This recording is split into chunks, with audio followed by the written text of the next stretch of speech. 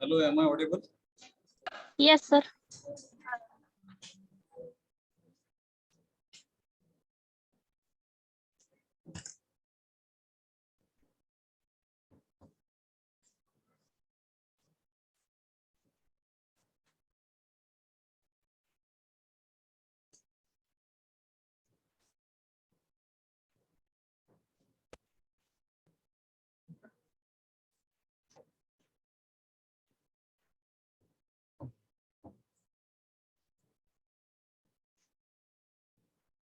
आवाज येतोय का?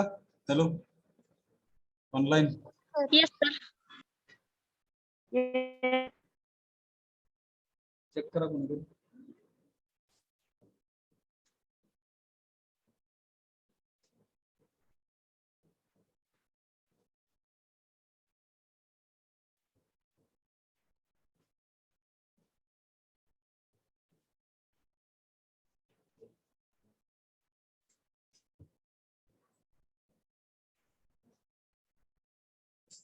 आवाज येतो का बघा.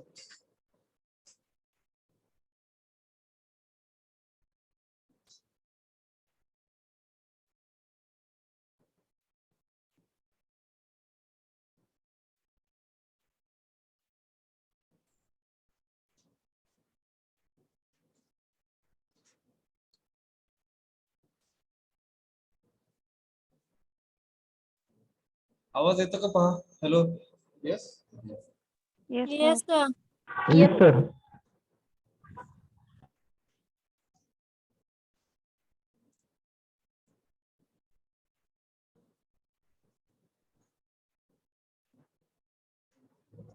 तुम्ही बोला थोडस. तुम्ही बोला. Hello hello. काहीतरी बोला. हॅलो म्हणा. हॅलो. परत Yes. म्हणा. हॅलो. तुमचं नाही.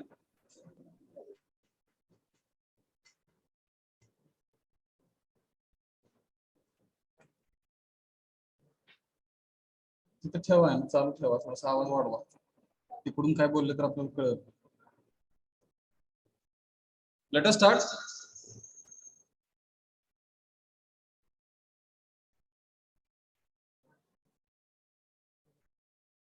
आपलं शेवटचा सेशन आहे बरं का. बंद करा नाही तर आवाज. बंद करा. झूम मीटिंग मधून बाहेर आहे.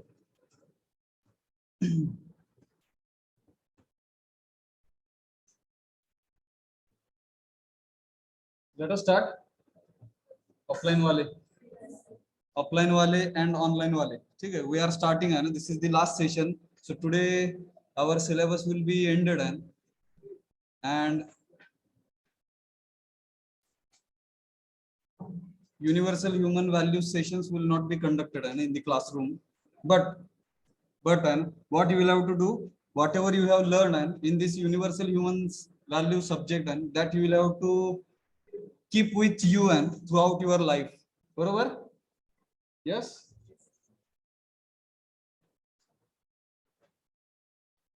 So unit number 4, where we are understanding how to maintain an harmony in the nature and existence. So how to maintain harmony in the nature? For this we have seen there are 4 orders. There are 4 orders of the nature. Number 1 physical order, number 2 bio order, number 3 animal order, and number 4 human order. All these orders are interconnected with each other. There is a relationship between all the 4 orders. Physical order, if you will consider, so there are 2 examples. We can consider 2 examples for physical order, that is soil and water. For bio order, we can consider grass, trees and plants. For animal order, we can consider animals and birds, pashu ani pakshi. And last order, that is human order, where all human beings we are considering. So these are the 4 orders of the nature. And if we will maintain harmony in 4 orders, definitely what will happen? We can maintain harmony in the nature. आपण निसर्गामध्ये harmony maintain करू शकतो, बरोबर?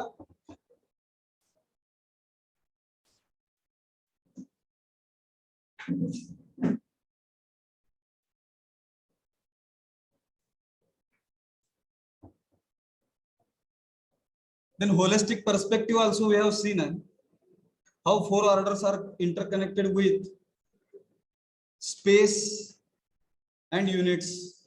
All 4 orders are in all 4 orders, and you will find different units.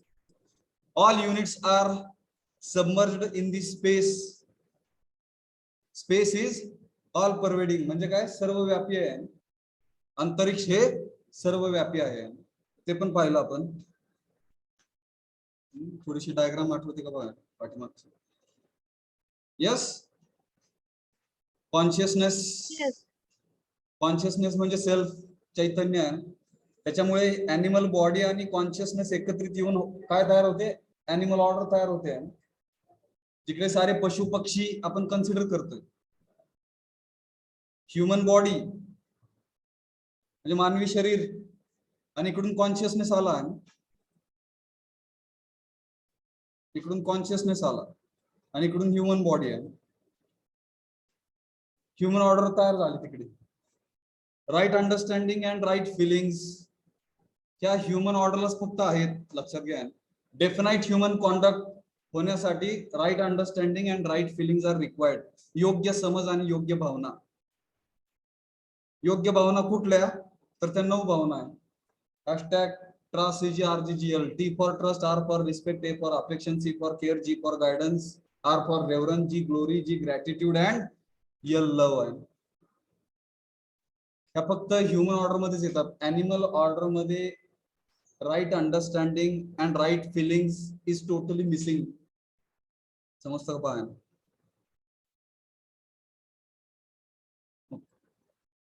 याचा awareness घेऊन आपण पुढे काय पाहिलं? Harmony in self. बॉडीच्या आतमध्ये असलेला जो सेल्फ आहे, ज्याला कॉन्शियसनेस म्हणतोय आपण, चैतन्य असं म्हणतोय, सोल म्हणतोय किंवा स्पिरिट म्हणतोय. त्या बॉडीच्या आतमध्ये बसलेल्या सेल्फ मध्ये कशी हार्मनी आणायची आहे, बॉडीच्या आतमध्ये बसलेला सेल्फ कसा सुव्यवस्थित करायचा आहे, त्याच्यासाठी आपण ही डायग्राम पाहिली. बॉडीच्या आतमध्ये बसलेल्या सेल्फ मध्ये राईट अंडरस्टँडिंग येण्यासाठी आहे आपल्याला फोर्स लावायला लागणार आहे. Certain amount of power is also required. शक्तीचा पण वापर करायला लागणार आहे बॉडीच्या आतमध्ये बसलेल्या सेल्फला योग्य समज देण्यासाठी आहे. आणि त्याच्या माध्यमातून काय होईल? रिअलायझेशन होईल. कुठल्या ऍक्टिव्हिटीज होतील त्या उजव्या साईडला दिलेल्या आहेत. रिअलायझेशन म्हणजे आपल्याला अनुभव येतील. अंडरस्टँडिंग म्हणजे काही गोष्टींचा बोध होईल. Content of imagination, that is also important part. Self which is present in the body, that self is imagining and with the help of 3 things. Number 1, preconditioning. Number 2, 5 senses, ज्याला आपण 5 इंद्रिय म्हणतोय. And number 3, with the help of natural acceptance, नैसर्गिक स्वीकृतीनुसार येणारं imagination, येणाऱ्या कल्पना आहे. त्या साऱ्यांना आपण म्हणतोय कंटेंट ऑफ इमॅजिनेशन. आणि ह्याला जर मार्गदर्शन भेटलं कशाचं? योग्य समजेचं, राईट अंडरस्टँडिंगचं, तर आपलं बिहेवियर म्हणजे आपलं वागणं, व्यवहार आहे, आणि आपण ज्या पण ठिकाणी जाऊन काम करणार, ज्याला आपण वर्क म्हणतोय, कार्य म्हणतोय, हे पण कसं असेल, ह्युमॅनिटीला धरून असेल, मानवतेला धरून असेल. समजतं का बघा? So desire, thoughts and expectations, these are the activities. आपल्याला कुठली पण गोष्ट करण्यासाठी सगळ्यात पहिल्यांदा काय होतं बघा ना, डिझायर होतात, इच्छा होतात. इच्छा झाल्यानंतर विचार येतात, विचार झाल्यानंतर एक्सपेक्टेशन्स येतात आपल्याला. आता एक्सपेक्टेशनचा अर्थ इकडे चुकीचा दिलेला आहे बरं का, समजून घ्या. आशा असं म्हणलंय, आशा आणि अपेक्षा वेगळे आहेत दोन्ही, बरोबर? काय फरक आहे बरं का? हा प्रश्न डिव्हिजन एफ मधल्या विद्यार्थ्यांनी विचारला ना, what is the difference between expectations and hopes? फरक आहे का, असेल तर काय आहे, येईल का सांगता? What are the expectations? सांगा.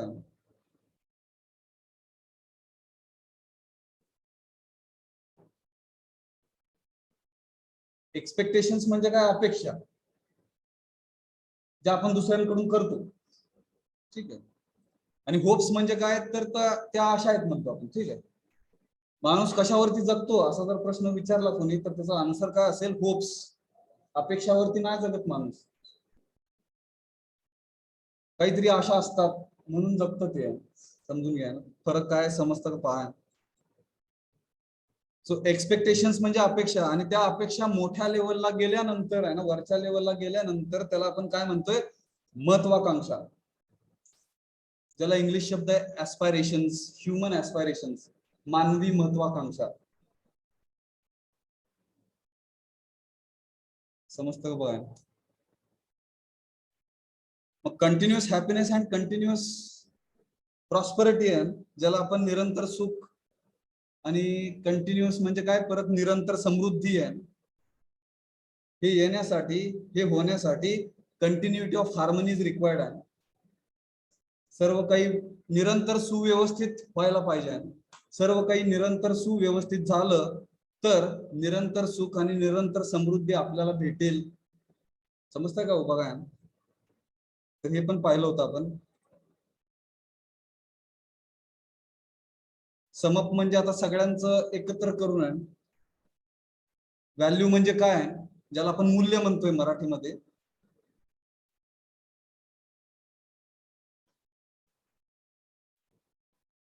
व्हॅल्यू म्हणजे काय? मूल्य आहे.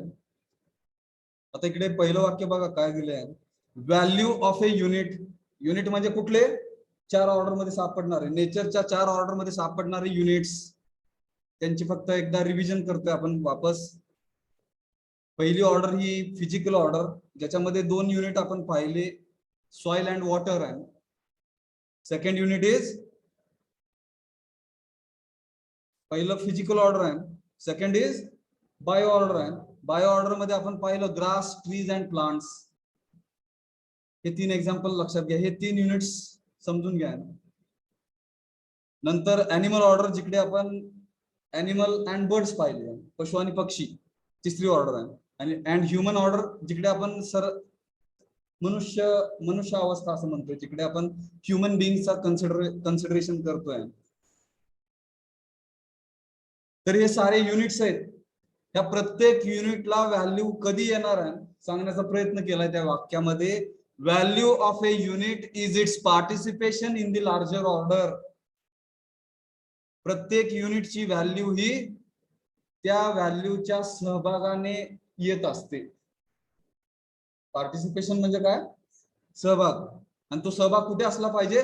In the larger order. आहे लार्जर ऑर्डर म्हणजे मोठ्या व्यवस्थेमध्ये जर प्रत्येक युनिट सहभागी झालं तरच त्याला व्हॅल्यू येते, तरच त्याला मूल्य आहे. त्याचं एक्झाम्पल समजून घेण्यासाठी एक्झाम्पल पण दिलं तिकडे. व्हॅल्यू ऑफ पेन काय बघा ना, is that it helps to write. Pen जर लिहिणारा असेल तर त्याला किंमत आहे, पेन जर लिहित नसेल तर त्याला किंमत शून्य आहे. लक्षात घ्या. म्हणजे काय? Participation of pen is in writing और इन द एज्युकेशन सिस्टम म्हणून. Second example chalk and duster आहे. समजतं का बघा? Chalk and duster. आता जर तुम्ही पाहिलं तर चॉक अँड डस्टरचा वापर किती टक्के झाला होता? 1%. 1% 1%, काही ठिकाणी 0%.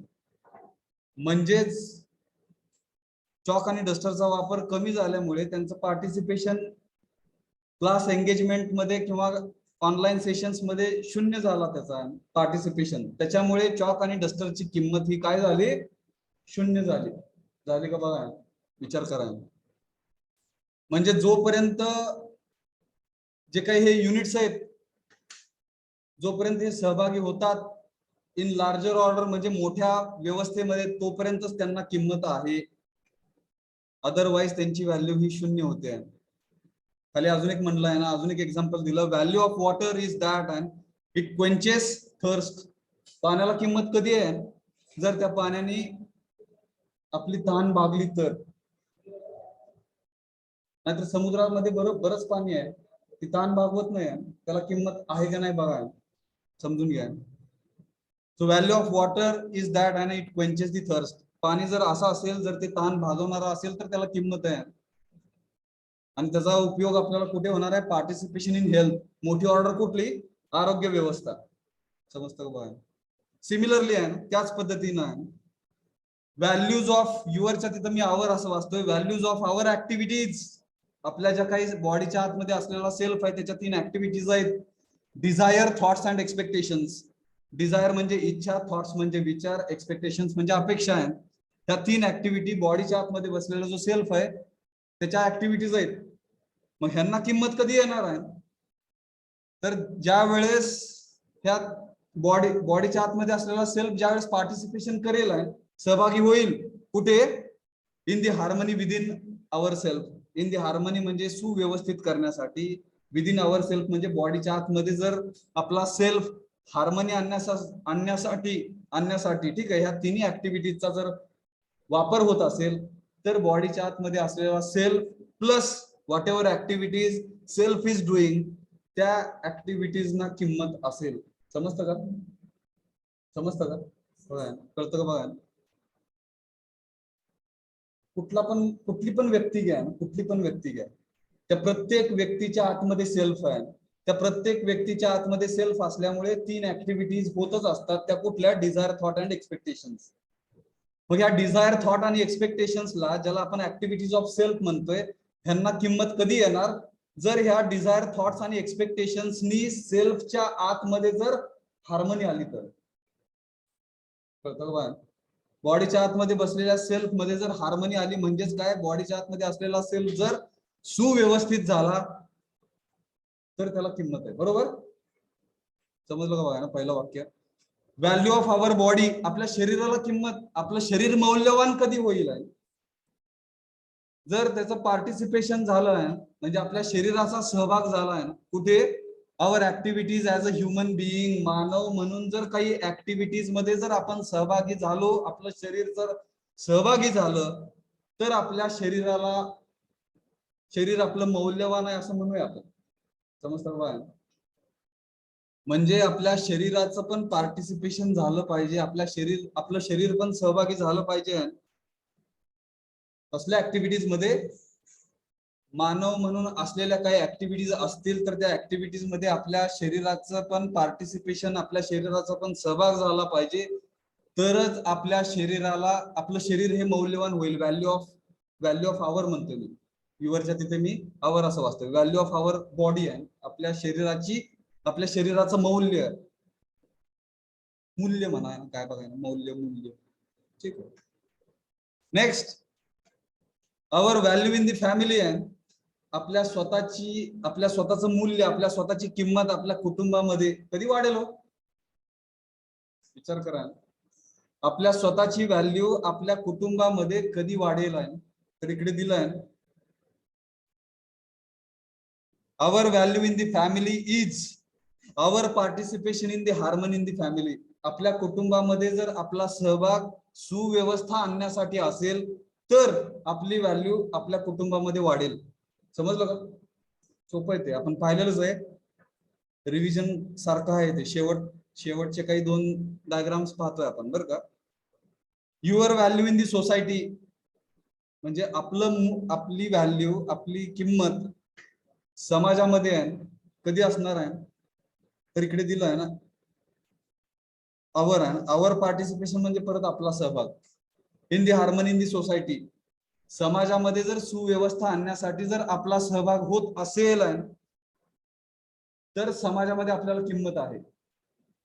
Next, our value in the nature आहे, निसर्गामध्ये आपली किंमत जर यायची असेल व्हायची असेल, आवर पार्टिसिपेशन आहे आपला सहभाग in the harmony in the nature, निसर्गामध्ये सुव्यवस्था आणण्यासाठी जर आपला सहभाग होत असेल तर निसर्गामध्ये आपल्याला व्हॅल्यू आहे असा अर्थ आहे त्याचा. ठीक आहे.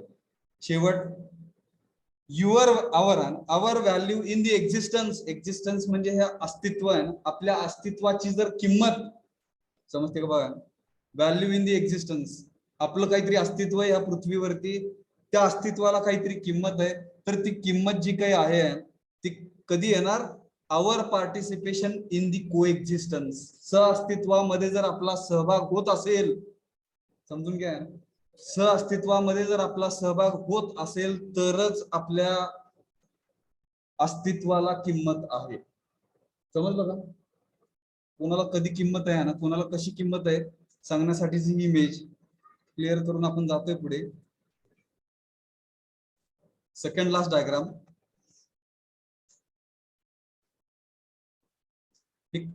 पहिलं काय दिलं बघा ना, पहिला कॉलम आपण समजून घेऊया ना, लेवल म्हणलेला आहे, लेवल आहे आणि लेवलची नाव आहे तिकडे, लेवल इकडून चालू झालेला आहे, असं आपण वर जातोय. ठीक आहे.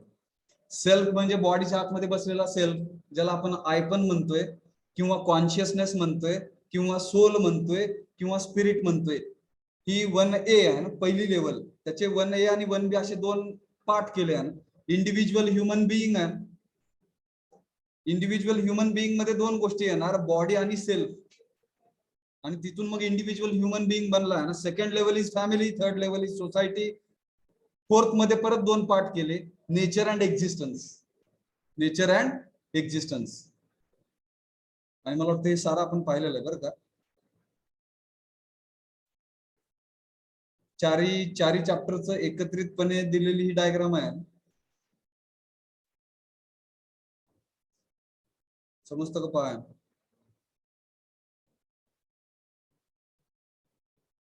काय अडचण असेल तर विचारा. इंडिव्हिज्युअल लेवलला सेल्फ आणि बॉडी मध्ये रिलेशनशिप्स पाहिजेत. सेल्फ ज्यावेळेस आपण करतो, कन्सिडर करतोय, त्यावेळेस कंटिन्युअस हॅपीनेस आपल्या बॉडीच्या आतमध्ये बसलेला जो सेल्फ आहे, ज्याला आपण आय म्हणतोय किंवा सोल म्हणतोय किंवा स्पिरिट म्हणतोय, हा कंटिन्युअस हॅपीनेस मध्ये असला पाहिजे, निरंतर आनंदामध्ये तो सेल्फ असला पाहिजे. ज्यावेळेस आपण इंडिव्हिज्युअल ह्युमन बिईंगचा कन्सिडरेशन करतोय त्यावेळेस सेल्फ आणि बॉडी हे रिलेशनशिप मध्ये असले पाहिजेत. बॉडीच्या आतमध्ये बसलेला सेल्फ आणि आपलं शरीर ह्याच्यामध्ये नातेसंबंध असले पाहिजेत. फॅमिलीचा ज्यावेळेस आपण विचार करतोय त्यावेळेस ह्युमन ह्युमन रिलेशनशिप असले पाहिजेत, मानवी नातेसंबंध.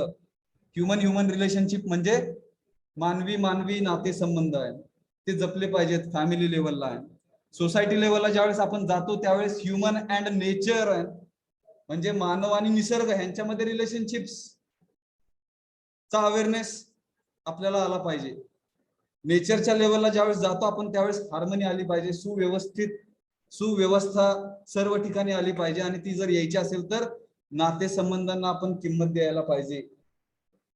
एक्झिस्टन्स म्हणजेच आपण पाहिलं को एक्झिस्टन्स आहे, ज्याला आपण सहअस्तित्व असं म्हणतोय. समजलं का? हॅलो, ऑनलाईन विसरून गेलो मी. ठीक आहे, सॉरी. Yes sir. मला चॅट बॉक्स मध्ये यस म्हणा किंवा नो म्हणा, काहीतरी म्हणा. समजतंय का? तुमचा आवाज नाही येत आहे. Very good. चंदन शिवाय, रोहन चव्हाण, व्हेरी गुड. ठीक आहे, आपण शेवटच्या डायग्राम कडे जातोय बरं का, शेवटच्या पॉइंट कडे.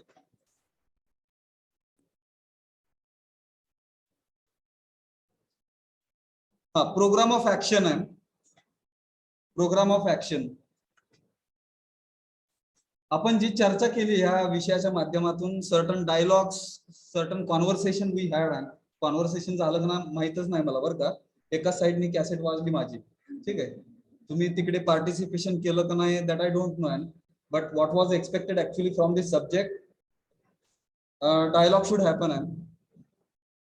डायलॉग झाला पाहिजे होता, कॉन्व्हर्सेशन झालं पाहिजे होतं, तुमची मतं तुम्ही मांडायला पाहिजे होती. अनफॉर्च्युनेटली ऑनलाईन ऑफलाईनच्या मोड मध्ये हे शक्य नाही झालं म्हणूया आपण.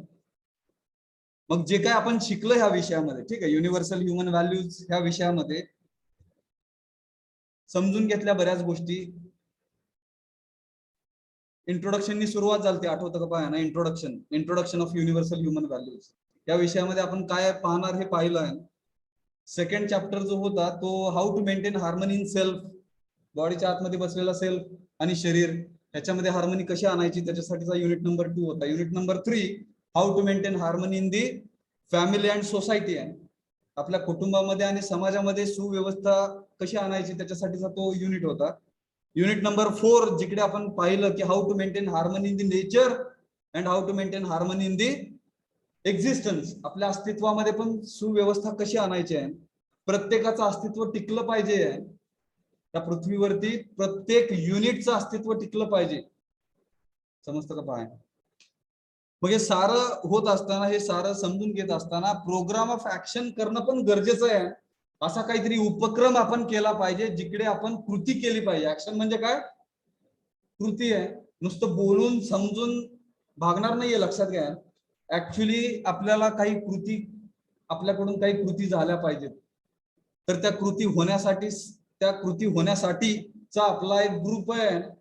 त्या ग्रुपचं नाव आहे कीनोट स्टुडंट आहे, जिकडे ऍक्च्युली तुम्ही सर्वांनी मिळून वेगवेगळ्या ऍक्टिव्हिटी करून त्या ह्युमॅनिटीला जिवंत ठेवायचंय. समजतं का बाबा. अनफॉर्च्युनेटली नोबडी इज पार्टिसिपेटिंग आहे. एक 4-5 जणच आहेत, काहीतरी टेक्स्ट मेसेज टाकतात आहेत, काही इमेजेस टाकण्याचा प्रयत्न करतात आहेत, ऑडिओ क्लिप्स तर पाहायलाच नाहीत भेटत आहेत. कधीतरी आपण एखादा सेशन घेतोय जिकडे वेगवेगळ्या थॉट्सचं शेअरिंग होतंय म्हणून आपण, येतं का लक्षात बघा. तर हा प्रोग्राम ऑफ ऍक्शन मोठ्या लेवलला झाल्यानंतर ऍक्च्युली आपल्याला हे सारे बदल आपल्याला ह्या समाजामध्ये, कुटुंबामध्ये, निसर्गामध्ये आणि आपल्या अस्तित्वामध्ये दिसतील. जर आपण पार्टिसिपेशन केलंच नाही तर 101% जैसे थे वैसे, समजतं बघा, असं काहीतरी म्हणतात, जसं होतं तसंच आपल्याला कायमस्वरूपी पाहायला भेटेल. तर हे जर बदलायचं असेल तर प्रोग्राम ऑफ ऍक्शन वरती पण आपण काम केलं पाहिजे, काही उपक्रम आपण केले पाहिजेत. समजतंय का बघा. त्याच्यासाठी तुमचं पार्टिसिपेशन महत्वाचं आहे. त्याच्यासाठी मग इकडे म्हणलं आहे ना, काही पॉइंट्स वाचतोय मी. सेल्फ एक्सप्लोरेशन होणं गरजेचं आहे. सेल्फ एक्सप्लोरेशन म्हणजे आत्मशोध, बॉडीच्या आतमध्ये असलेला सेल्फ, त्याचं एक्सप्लोरेशन म्हणजे शोध आपण घेतला पाहिजे. युनिट नंबर 2 वाचा, समजून घ्या. सेल्फ अवेअरनेस, बॉडीच्या आतमध्ये असलेला सेल्फ त्याला जाणीव झाली पाहिजे. एव्हरी मोमेंट, लाल रंगात लिहिलंय ते समजून घ्या ना, लाल रंगात. एव्हरी मोमेंट म्हणजे प्रत्येक क्षणाला बॉडीच्या आतमध्ये असलेल्या सेल्फला जाणीव असली पाहिजे. त्याच्यामुळे इकडे लाल रंगात म्हणलेलं आहे, एव्हरी मोमेंट म्हणजे प्रत्येक क्षणी आपल्या बॉडीच्या आतमध्ये असलेला सेल्फ हा जागृत अवस्थेत असला पाहिजे, त्याला जाणीव असली पाहिजे. अवेअरनेसचा अर्थ मराठीत जागृती असा आहे, ठीक आहे. आणि ती जागृती असली पाहिजे म्हणजे काय, डिझायर, थॉट आणि एक्सपेक्टेशन्स ह्याच्या प्रती आपल्याला अवेअरनेस असला पाहिजे. डिझायर, थॉट आणि एक्सपेक्टेशन्स म्हणजे काय, आपल्याला ज्या काही इच्छा होतात आहेत, आपल्याला जे काही विचार येतात आहेत, आपण ज्या काही अपेक्षा करतोय, ह्या सर्वांप्रती आपल्याला जाणीव असली पाहिजे. त्याला म्हणतो आपण सेल्फ अवेअरनेस. समजतंय का बघा. सेल्फ इव्हॅल्युएशन आहे स्वतःच बॉडीच्या आतमध्ये असलेला सेल्फ, त्या बॉडीच्या आतमध्ये असलेल्या सेल्फला मूल्यांकन करता यायला पाहिजे. कशाचं मूल्यांकन करता यायला पाहिजे, दिलं परत इकडे, डिझायर, थॉट आणि एक्सपेक्टेशन्स ह्यांचं मूल्यांकन करता यायला पाहिजे. आणि हे मूल्यांकन करत असताना कुठल्या बेसिसवरती करायचंय तर ते पण दिलं आहे ना, on the basis of natural acceptance, नैसर्गिक स्वीकृतीनुसार.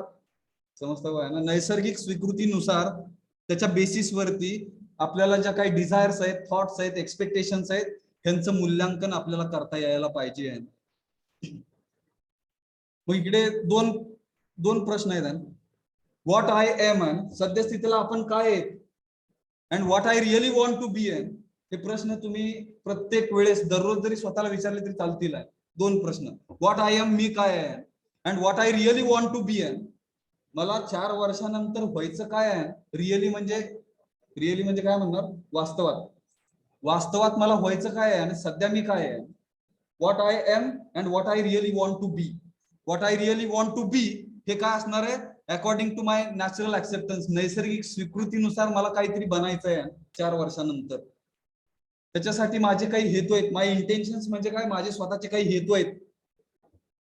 आणि ह्याला गायडन्स कोणाचा भेटला पाहिजे, मार्गदर्शन कशाचं भेटलं पाहिजे, तर माझ्या इच्छांचं, माझ्या विचारांचं, माझ्या अपेक्षांचं योग्य मार्गदर्शन जर भेटलं तर आपण काहीतरी बनणार आहोत 4 वर्षानंतर. यस, विचार करा.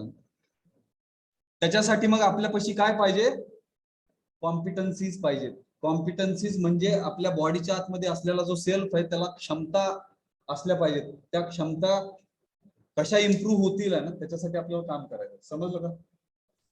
समजतं का? बघा, आपण जातोय शेवटच्या स्लाइड कडे. त्याला आता किती वर्ष लागणार आहे? कीनोट स्टुडंट ही ऍक्टिव्हिटी आपण टेलिग्राम वरती काढून मला वाटतं 2 वर्ष होत आले बरं का.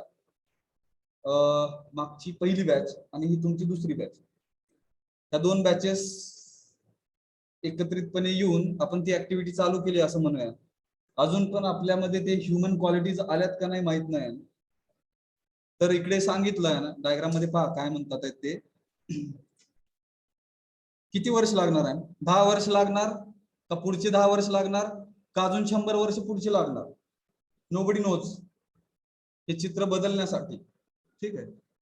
मग तिकडे काय म्हणलं आहे ना, पीपल विथ राईट अंडरस्टँडिंग, आपल्या आजूबाजूला असलेले सारे लोक, त्यांच्यामध्ये योग्य समज कधी येणार आहे?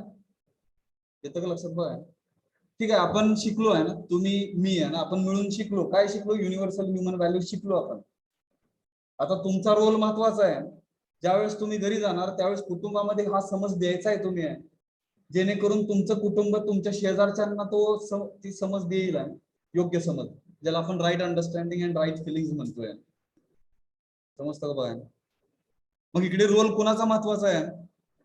पॅरेंट्स म्हणजे पालक आपले, टीचर्स म्हणजे शिक्षक लोक आहेत, पॉलिसी मेकर्स म्हणजे जे ह्या सिस्टमला बनवतात,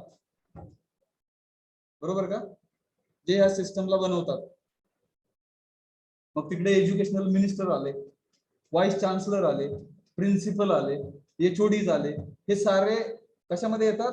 पॉलिसी मेकर्स मध्ये येतात, जे ह्या सिस्टमला बनवतात, रूल्स अँड रेग्युलेशन्स डिसाइड करतात. त्यांच्यापर्यंत ही योग्य समज पोहोचली पाहिजे. आणि ती योग्य समज पोहोचण्यासाठी योग्य भावना पण सगळ्यांमध्ये असल्या पाहिजेत, ज्याला आपण राईट फिलिंग्स म्हणतोय. ठीक आहे. एज्युकेशन संस्कार प्रोग्राम पण राबवले गेले पाहिजेत फॉर दी चिल्ड्रन, म्हणजे मुलांमध्ये. तिकडे स्पॅन दिला 20 ते 50 वर्षामध्ये हे बदल होतील. आणि त्याच्यामुळे काय होईल?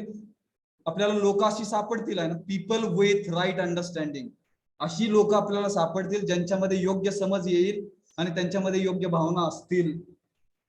People with definite human conduct, असे पण लोक आपल्याला समाजामध्ये भेटतील ज्यांच्यामध्ये डेफिनाइट म्हणजे निश्चित, ह्युमन कॉन्डक्ट म्हणजे मानवी व्यवहार आपल्याला पाहायला भेटेल. समजतं का? आणि त्यांच्यामध्ये कॉम्पिटन्सीज पण सापडतील आपल्याला, योग्य क्षमता सापडतील. आहे कशासाठी? To participate in universal human order. आहे युनिव्हर्सल ह्युमन ऑर्डर म्हणजे सार्वत्रिक मानवी व्यवस्था. आणि तिसरा पॉइंट आहे इकडे, अनडिवायडेड सोसायटी आहे. अनडिवायडेड सोसायटी म्हणजे अखंड समाजाचं स्वप्न पाहणं आहे. आज जो काही समाज पाहतोय आपण, तो समाज जाती धर्म आहे ना, वर्ण, पंथ, संप्रदाय ह्याच्यामध्ये दुभागला गेलेला आहे का? बघा ना, विचार करा.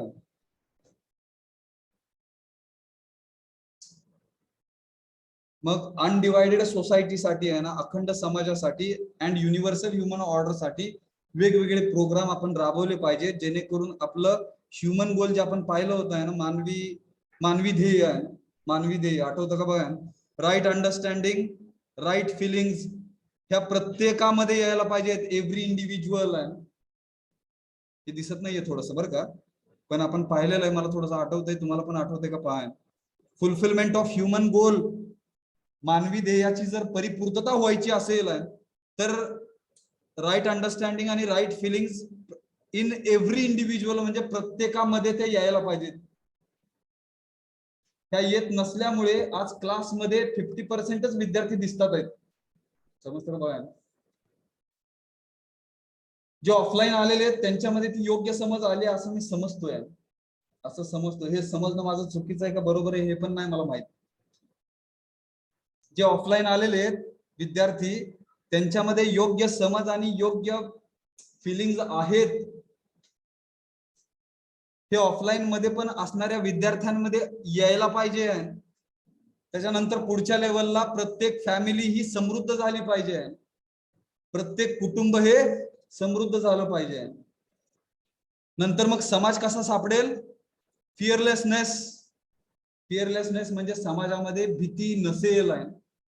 आणि ती भीती जर कमी करायचं असेल तर ब्रॅकेटमध्ये इथे ट्रस्ट हा शब्द आहे. आपण ते पण पाहिलं. Trust is inversely proportional to fear आहे. जर आपल्याला आपल्या बॉडीच्या आतमध्ये असलेली जर फिअर पूर्णपणे घालवायची असेल, व्हॉट इज रिक्वायर्ड? आपल्याला विश्वासावरती काम करायला लागेल जोरात. त्या विश्वासाला भरपूर डेव्हलप करायला लागेल. बॉडीच्या आतमध्ये असलेल्या सेल्फ मध्ये विश्वास आणायला लागेल. तो विश्वास आला तर ऑटोमॅटिक आपल्या बॉडीच्या आतमध्ये असलेला सेल्फ त्याच्यामधली भीती निघून जाईल आणि मग हा जो काही समाज आहे तो भीतीमुक्त समाज होईल. समजतं का हो? बघा, आज अजून पण काही असे क्षेत्र आहेत, काही एरियाज आहेत जिकडे मुलींना रात्री फिरताना येत आहेत का? बघा, मोठमोठ्या सिटीज असतील किंवा काही खेडी गावं असतील किंवा काही मोठे तालुके असतील, डिस्ट्रिक्ट असतील. विचार करा, अजून पण भीतीचं वातावरण आहे. तर ते भीतीचं वातावरण निघून गेलं पाहिजे. ठीक आहे. आणि शेवटचा पॉइंट काय आहे? को एक्झिस्टन्स म्हणजे सहअस्तित्वामध्ये. आणि ते सहअस्तित्व नेचर आणि निसर्गामध्ये आणि एक्झिस्टन्स मध्ये. आपल्या निसर्ग म्हणजे काय म्हणणार? नेचर म्हणूया आपण. ठीक आहे. नेचर म्हणजेच निसर्ग, ज्याच्यामध्ये 4 ऑर्डर येतात. ह्युमन परत एकदा आहे. 4 ऑर्डर कुठले आहेत? ज्याच्यापासून निसर्ग बनला हा. ठीक आहे. नंबर वन फिजिकल ऑर्डर आहे. Number 2 bio order. Number 3 animal order. Number 4 human order. त्या 4 ऑर्डरला मिळून बनलं काय? नेचर बनला आहे. आणि स्पेस.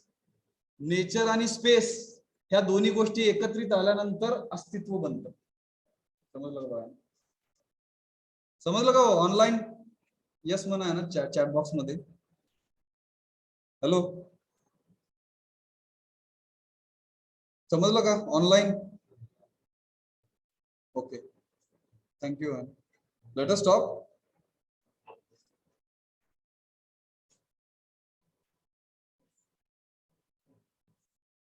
ओके, जाऊ शकता ना? जाऊ शकता. जावा, आज लवकर जावा. ठीक आहे.